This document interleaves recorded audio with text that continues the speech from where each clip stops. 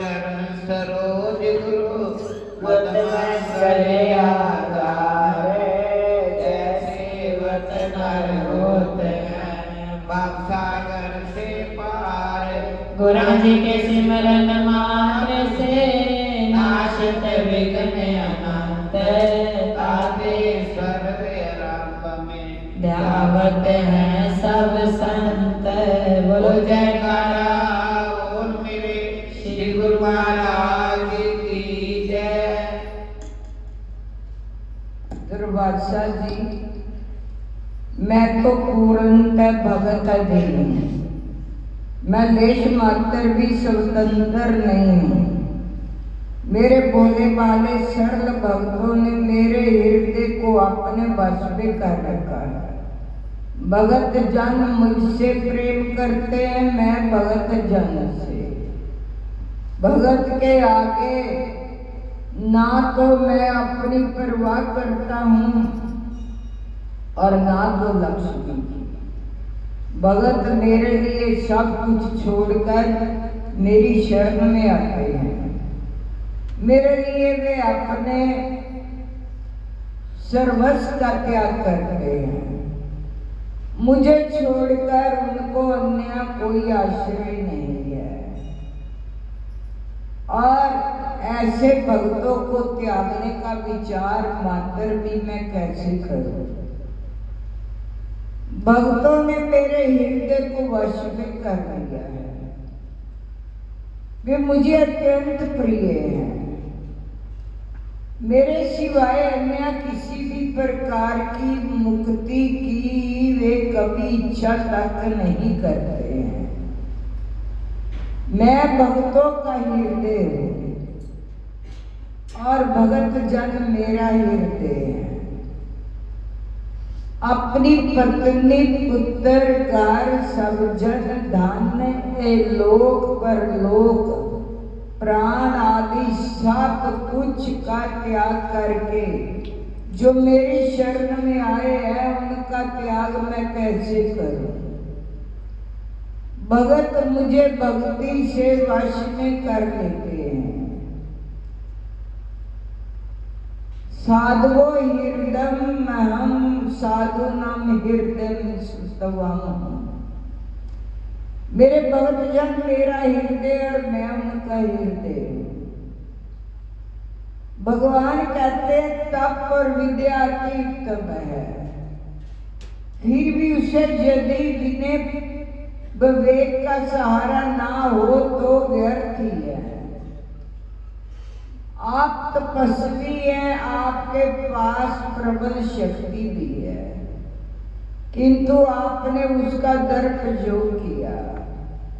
आप ही तो जरा सोचे, क्या अम्बरीश ने कोई अपराध किया था? उसकी कोई भूल थी? उसने व्रत के पालन के हेतु से ही मात्र जलपान ही किया था, फिर भी आप क्रोधित हो गए। आप उसी के पास जाइए और उससे प्रार्थना करके क्षमा मांगिए। यदि भगत राज अम्बरीश क्षमा करेंगे तभी सुदर्शन चक्र की गति रुकेगी। दुर्वासा अम्बरीश के पास आए और क्षमा याचना के लिए उन्हें प्रणाम करने जा रहे थे कि राजा ने कहा नहीं नहीं महाराज, आप वंदन करें, ये शोभा सपद नहीं है, प्रणाम तो मुझे ही आपको करना चाहिए। राजा ने सुदर्शन चक्र से प्रार्थना की, शांत हो जाओ। यदि आज दिन तक मैंने कभी कोई दान पुण्य यज्ञ सेवा किया तो उन सब के पुण्य से तुम्हारा वेग शांत हो जाए। सुदर्शन चक्र शांत होकर वापस लौट गया। अम्बरीश की कथा में एक रहस्य है। अम्बरीश शुद्ध भक्ति स्वरूप है, अतः चरित्र के आरंभ में सभी इंद्रियों की भक्ति बताई गई है। अम्बरीश का चरित्र भक्ति का चरित्र है। भक्ति मार्ग में दुर्वासा अर्थात दुर्वासना बाधा उपस्थित करती है। मैं ही बड़ा हूं, बाकी सब छोटे हैं, ओछे हैं। ऐसी दुर्भावना दुर्वासना है। सुख को मैं ही भोगूं, ऐसी भावना भी दुर्वासना ही है। दूसरों को दुखी करने की दुर्वासना भक्ति में बाधा रूप है। भक्ति करते हुए यदि अहंकार हुआ तो मान लो कि दुर्वासना आ गई। दुर्वासना में से अभिमान जाता है, अभिमान से क्रोध, क्रोध कृत्य कर्कशा वाणी को उत्पन्न करता है। कृत्य कर्कशा वाणी भक्ति को मारने की तैयारी करती है। ज्ञान रूपी सुदर्शन चक्कर भक्ति को बचाने भी आ जाता है। ज्ञान कृत्य को भी नष्ट करता है। यदि भक्ति शुद्ध है तो कर्कश वाणी उसका कुछ भी नहीं कर सकती है। भक्ति की रक्षा सुदर्शन चक्र अर्थात ज्ञान करता है। सभी में श्री कृष्ण का दर्शन ही सुदर्शन है। भक्ति के निकट जब कृत्य कर्कशा वाणी आती है तो वैष्णव उसका ज्ञान दर्शन सुदर्शन चक्र से नाश करते हैं।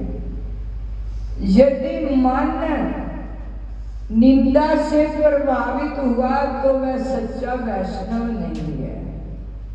कर्कशा वाणी को सहन कर लोगे तो सुखी होंगे। कर्कशा वाणी बोलने वाला भी अधिक दुखी होता है। यदि भक्ति शुद्ध है तो ज्ञान और वैराग्य दौड़ते हुए आएंगे। जैसे कि सुदर्शन चक्र आया था। ज्ञान वैराग्य कृत्य कर्कशा वाणी निंदा का नाश करेंगे। दुर्वासा ने राजा अम्बरीश को कटु वचन सुनाए, फिर भी वे क्रोधित नहीं हुए थे। जिसके मस्तक पर ठाकुर जी विराजते हैं वहां अम्बरीश है। जब दुर्वासा ने प्रशंसा की तब भी राजा को वैसे कोई प्रसन्नता नहीं हुई थी। अर्थात वे दोनों स्थिति में एक से ही रहते थे। सच्चा भगत निंदा और स्तुति को एक समान मानता है। तुल्य निंदा स्तुति। यदि भगत को कोई कुछ कर्कश बात कह दे, उसकी निंदा करे, फिर भी उस पर अम्बरीश की भांति असर नहीं होता। भक्ति करो तो अम्बरीश की भांति करो। अम्बरीश की भक्ति ऐसी सच्ची और बलशाली थी कि भगवान को भी कहना पड़ा था, अहम भगत प्राधी। सभी के प्रति समभाव समता रखे, वही ज्ञानी है। सभी में ईश्वर है, ऐसा ज्ञान होना ही सच्चा ज्ञान है। बोल साचे दरबार की।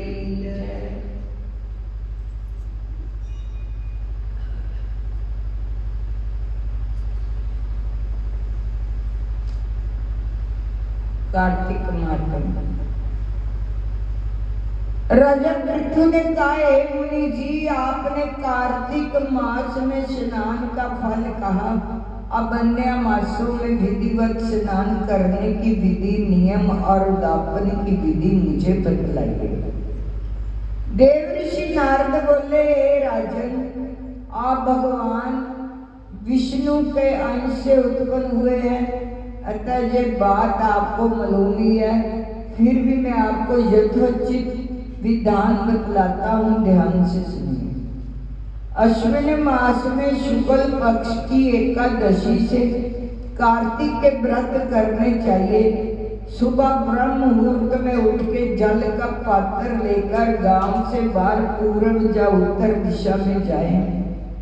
दिन में अथवा शाम को कान पर जनेऊ चढ़ाकर पृथ्वी पर घास बिछा के सिर को कपड़े से ढककर मुंह को बलपूर्वक भली भांति बंद करके थूक व सांस को रोककर मल व मूत्र का त्याग करने के पश्चात मिट्टी व जल से भली भांति अपने गुप्त अंगों को धोवे।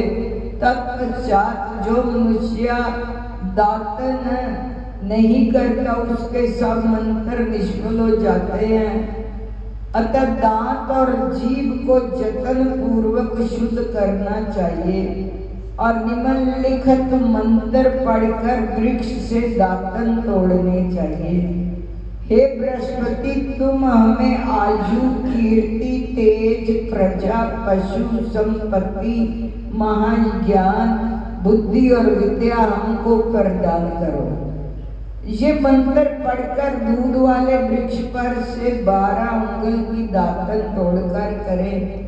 व्रत या श्राद्ध के दिन दातन नहीं करनी चाहिए। प्रतिपदा, अमावस्या, नवमी, छठी, रविवार को चंद्र तथा सूरज ग्रहण में दातन करनी चाहिए। कटीले पेड़ों, कपास, पीपल, बरगद और निर्गंध इन पेड़ों की दातन करनी चाहिए। पश्चात भली भांति स्नान करके फूल माला, चंदन और पान इत्यादि पूजा की सामग्री लेकर प्रसन्न मन व भक्ति पूर्वक भगवान शंकर के मंदिर में जाना चाहिए। वहां सभी देवताओं का अर्घ, अर्चन आदि वस्तुओं से अलग अलग पूजन करना चाहिए। फिर भक्तों के स्वर में स्वर मिलाकर श्री हरि का कीर्तन करना चाहिए। मंदिर में जो गायक भगवान श्री हरि का कीर्तन करने आए हों, माला, चंदन, तांबुल आदि से उनका पूजन करना चाहिए, क्योंकि देव स्थानों में भगवत कीर्तन करने वाले भी साक्षात भगवान विष्णु की ही मूर्ति होते हैं।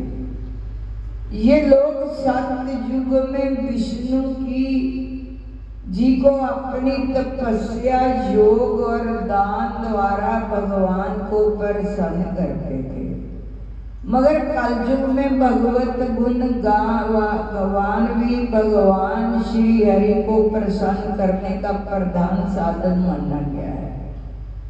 नारद जी ने राजा पृथु से कहा, हे नारद, मैं वैकुंठ अथवा योगियों के हृदय में भी नहीं रहता। अब तक जहाँ मेरे भगत मेरा कीर्तन करते हैं वहाँ मैं वश्य रहता हूँ। जो मनुष्य चंदन, माला आदि से मेरे भक्तों का पूजन करते हैं उनसे मेरी ऐसी प्रीति होती है जैसे कि मेरे पूजन से भी नहीं हो सकती। गरीश, धतूरा, गिरजा, चमेली, केसर और कंदार तथा कटहल के फूलों वृक्षों से भगवान विष्णु की पूजा नहीं करनी चाहिए। अड़हल, कंद, गरीश, जुहू, मालती, केवड़ा के पुष्पों से भगवान शंकर की पूजा नहीं करनी चाहिए। लक्ष्मी के इच्छुक पुरुषों को तुलसी पत्थर से सूर्य नारायण की पूजा नहीं करनी चाहिए। जिन देवताओं की पूजा में जो फूल निर्दिष्ट हैं उन्हीं से उनका पूजन करें। पूजन समाप्त करने के पश्चात भगवान से क्षमा प्रार्थना करें।